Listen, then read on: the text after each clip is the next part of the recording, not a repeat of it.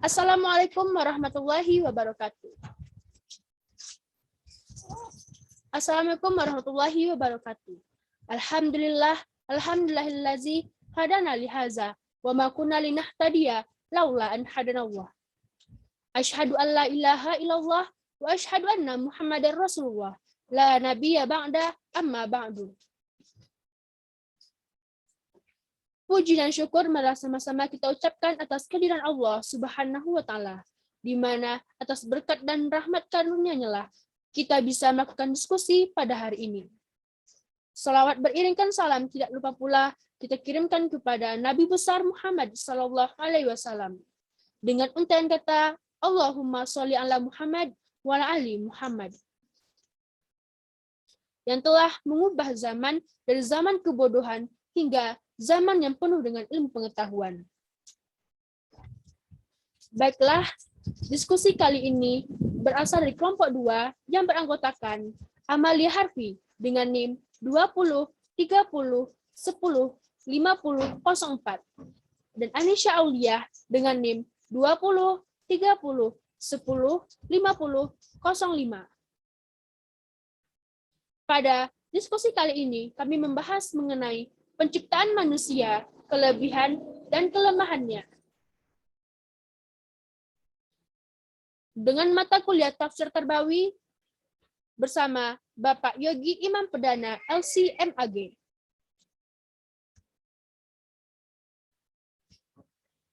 Fase-fase penciptaan manusia. Penciptaan manusia dari tanah.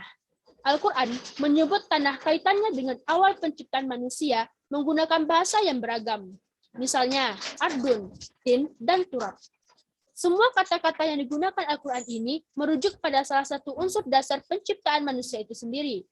Tantawi juga mengatakan bahwa manusia diciptakan dalam beberapa fase waktu, yang kemudian menjadi air mani, segumpal darah, segumpal daging, dan tulang. Penjelasan tentang fase-fase penciptaan manusia ini jelas Tantawi telah diterangkan dengan panjang lebar juga dalam Quran Surah Al-Mu'minun ayat 23 dan Quran Surah Ali Imran ayat 3. Sebagaimana firman Allah, A'udzu billahi minasyaitonir rajim. Bismillahirrahmanirrahim. Walaqad khalaqnal insana min sulalatin min tin. Dan sesungguhnya kami telah menciptakan manusia dari suatu saripati yang berasal dari tanah. Sebagaimana kita ketahui, Nabi Adam adalah manusia pertama yang diciptakan oleh Allah langsung dari tanah, di mana urutan penciptaan Adam yang berasal dari tanah sebagaimana ijtihad para ulama. Allah menciptakan Adam dari turab yang merupakan awal penciptaannya. Allah menciptakan manusia dari tin yang menunjukkan campuran antara tanah dan air. Adam diciptakan dari hama, masnun, lumpur hitam, menunjukkan tanah yang berubah karena pengaruh udara. Adam diciptakan dari tanah lazib, tanah liat, menunjukkan tanah yang siap menerima bentuk. Adam diciptakan dari sel-sel ka'al-fahar, tanah kering seperti tembikar, menunjukkan ia telah melewati fase pembakaran, seperti tanah-tanah tembikar. Adam diciptakan dari sel-sel min hama masnun, tanah liat kering yang berasal dari lumpur hitam, menunjukkan ia telah melewati fase pembakaran seperti tanah tembikar. Setelah melewati fase-fase di atas, kemudian Allah meniupkan ruh dan menjadi sempurna. Lalu, penciptaan manusia dalam rahim. Pertama, fase nutfah atau mani. Fase ini menggambarkan proses manusia yang diciptakan dari air mani. Fase ini juga merupakan awal penciptaan masing-masing individu manusia. Dalam kaitannya dengan hal ini, Al-Quran banyak menyebutkan ayat-ayatnya. Al-Quran memberikan gambaran perjalanan manusia terkait air mani dalam rahim seorang ibu. Allah menggambarkan proses ini dalam Quran Surah Al-Insan, surah yang ke-76 ayat 2, yaitu Bismillahirrahmanirrahim. Inna khalaqnal insana min nutfatin amsyaj. tabtalih ja'alnahu sami'an basira. Sesungguhnya kami telah menciptakan manusia dari setetes mani yang bercampur, yang kami hendak mengujinya dengan perintah dan larangan. Karena itu, kami jadikan dia mendengar dan melihat. Allah mengatakan bahwa manusia diciptakan dari air mani yang tercampur. Air mani tersebut dihasilkan dari laki-laki dan perempuan. Dalam prosesnya, laki-laki menghasilkan sperma, sedangkan perempuan dikenal dengan ovum. Sperma mempunyai ukuran yang sangat kecil, sehingga tidak bisa dilihat oleh mata, kecuali dengan menggunakan alat, yakni mikroskop. Sperma dilepaskan atau keluar dari laki-laki ketika melakukan hubungan biologis sekitar 200-300 juta sperma. Sperma tersebut terdiri dari kepala yang mengandung 23 kromosom, sedangkan ekor memanjang hingga mencapai 8 kali lipat panjang kepala spermatozoa. Masing-masing bagian dari kromosom yang ada mempunyai fungsi yang berbeda. Ketika terjadi hubungan biologis antara laki dan perempuan, sperma berenang menuju organ-organ reproduksi perempuan. Tetapi, walaupun terdapat banyak sperma yang keluar dari laki-laki seperti yang telah disebutkan di atas, hanya ada satu yang bakal menjadi manusia. Sperma tersebut mampu bersaing dengan jutaan sperma lainnya yang tidak mampu bertahan dan hidup. Perjalanan sperma untuk sampai ke ovum menempuh jalan yang panjang.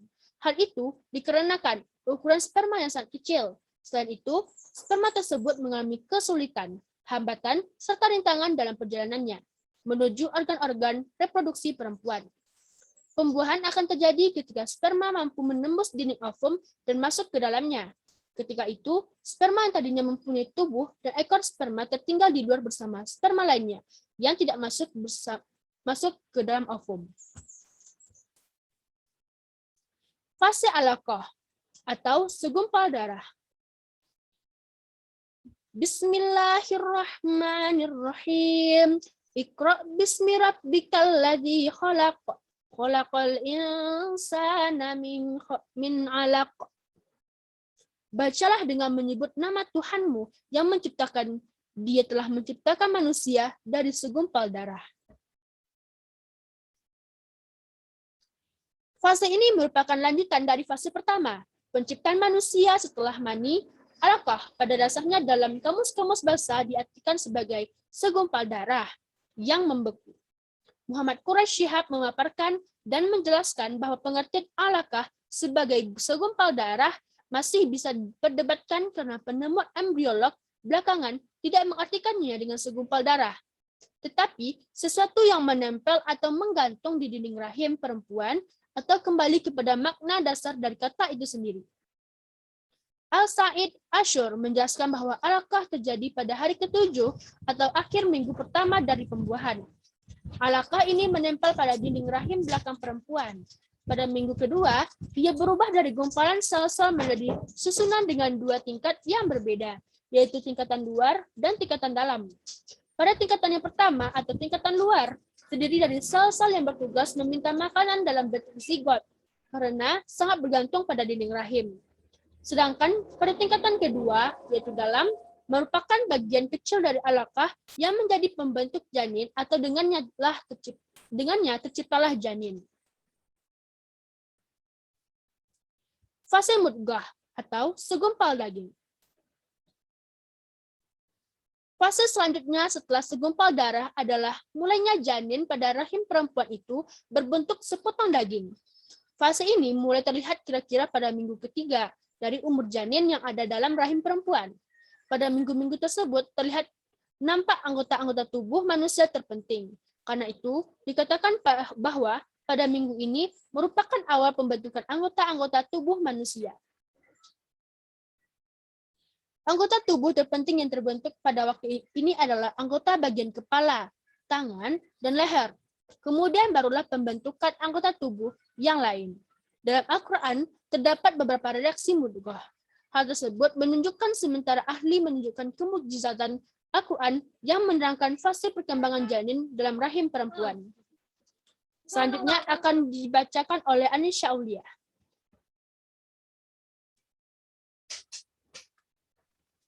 Fase tulang dan daging. Fase ini ditandai dengan mulainya perkembangan janin pada tahap selanjutnya. Daging yang semula pada tahap sebelumnya kini berubah menjadi tulang. Fase ini terjadi kira-kira pada minggu kelima dan keenam umur janin. Pembentukan tulang dan pertumbuhannya mengalami kemajuan pada minggu-minggu ini. Seperti yang dikutip Muhammad Izzuddin Taufik, bahwa terjadi perkembangan yang sangat penting pada minggu-minggu ini. Anggota tubuh yang telah nampak pada minggu sebelumnya mulai berkembang.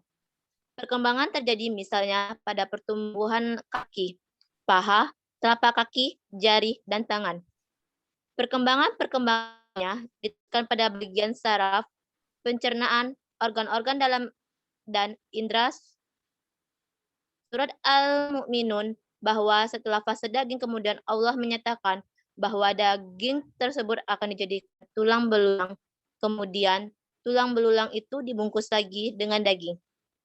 Dari sini terlihat jelas, menurut sementara pakar mengatakan bahwa fase-fase tersebut mencerminkan keselarasan antara wahyu dengan logika atau penemuan modern. Penemuan-penemuan para pakar bisa dikatakan sebagai upaya untuk menafsirkan sistem ilahi, memahami, dan menggunakannya.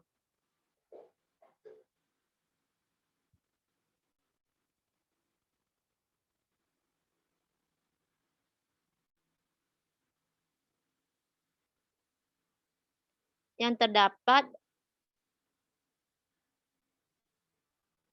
bacaan summa khalaqnan nutfatan alaqatan fa khalaqnal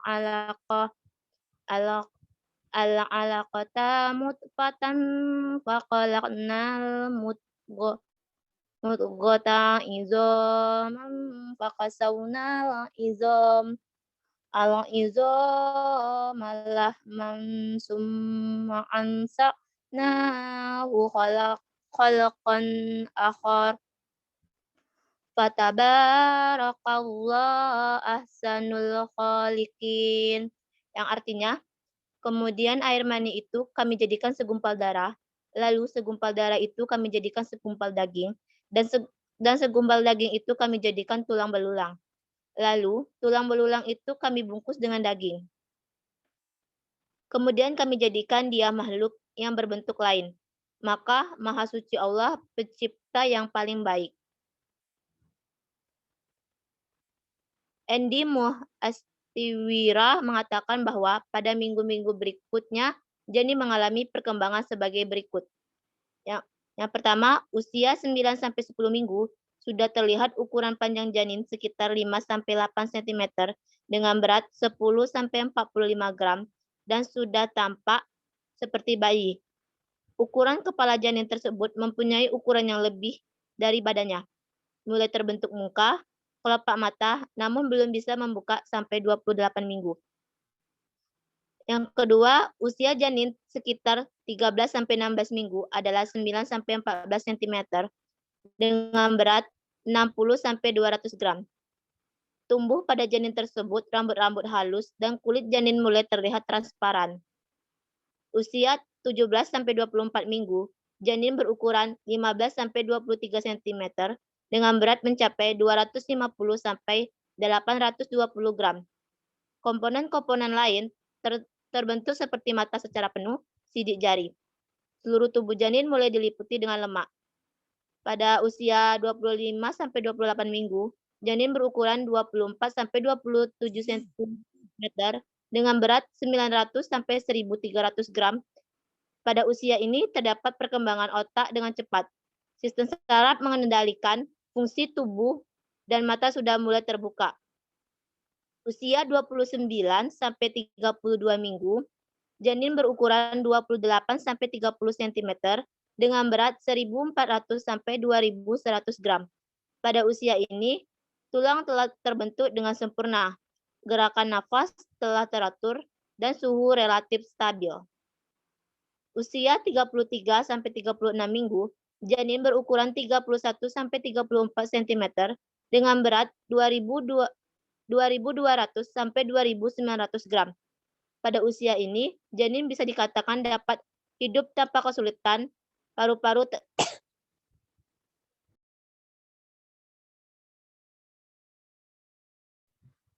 telah dewasa. Usia janin sekitar 37-38 minggu, ukurannya mencapai 35-36 cm dengan berat 3.000-3.400 gram. Sejak saat itu, janin disebut dengan aterm atau usia cukup bulan untuk janin sehingga bisa lahir dalam keadaan normal. Fase makhluk berbentuk lain. Fase ini merupakan rentetan dari fase-fase yang dilewati proses penciptaan manusia sebelumnya. Fase sebelumnya adalah fase penyempurnaan pada janin di mana janin-janin telah terlihat seimbang. Tanda-tanda yang jelas pada fase ini adalah nampaknya perkembangan yang cepat pada janin. Sekitar pada usia bulan ketiga, dari janin perkembangan cepat itu terjadi. Pada usia bulan keempat, pada janin sekitar minggu ke-8. Jika dipantau, menurut ilmu eksakta seperti dikatakan Izzuddin janin tersebut. Yang dikatakan Izzuddin telah nampak pula karakter kemanusiaan pada janin, dan pada saat itu pula ditiupkan ruh kepada janin tersebut. Peniupan ruh kepada janin menandai puncak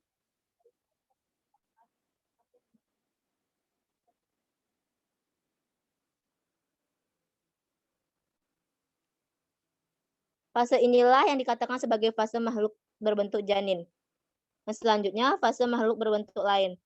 Dalam surat As-Sajdah ayat ke-9 yang berbunyi summa sawwahu wa nafaqa fihi min ruhihi wa ja'ala lakumus sam'a wal absara wal afdah qalilan ma tashkurun. Yang artinya, kemudian dia menyempurnakan dan meniupkan ke dalam rohnya atau ciptaannya, dan dia menjadikan bagi kamu pendengaran, penglihatan, dan hati, tetapi kamu sedikit sekali bersyukur. Kelebihan dan kekurangan manusia. Kelebihan, kemampuan untuk bergerak dalam ruang bagaimanapun, baik di darat, di laut, maupun di udara. Manusia juga memiliki akal sehat, dan manusia juga mempunyai daya pikiran yang lebih efektif jika dibanding dengan makhluk lain. Kekurangan manusia. Manusia bertabiat zalim dan bodoh. Manusia bertabiat membantah. Manusia bertabiat tergesa-gesa. Manusia tertabiat ingkar dan tidak berterima kasih kepada Tuhannya. Manusia bertabiat keluh kesah dan kikir. Manusia bertabiat melampaui batas.